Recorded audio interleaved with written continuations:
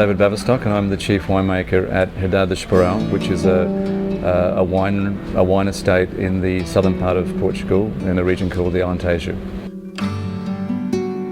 At Esporão, we believe very strongly in using the Portuguese grape varieties and the grape varieties within the region that we are.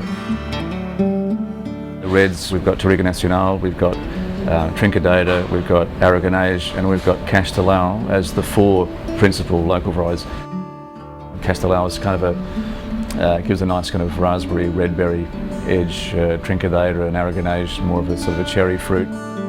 With Monvelho, we're looking for just more red berry fruit characters and no kind of oak complexity. So we get that from Trincadeira and Castelão and Aragonês.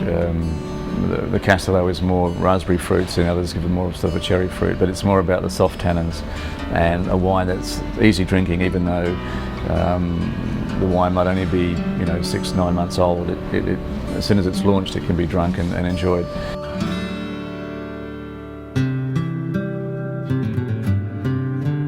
Touriga Nacional is now recognised as Portugal's kind of flagship red grape. It's one of the famous port grape.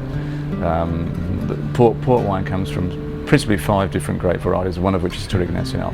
And Touriga was always considered up there, perhaps the variety that most gave the intensity to vintage port, which is one of the classic wines of the world.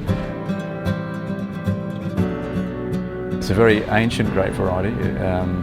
It's a little bit like Cabernet in it has very small bunches and very small berries, so that you get a lot of intensity from the wine itself.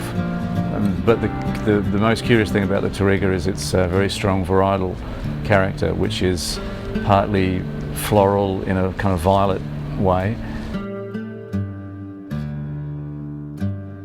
If it becomes more mature, which it does in the Alentejo, we get less of that floral element.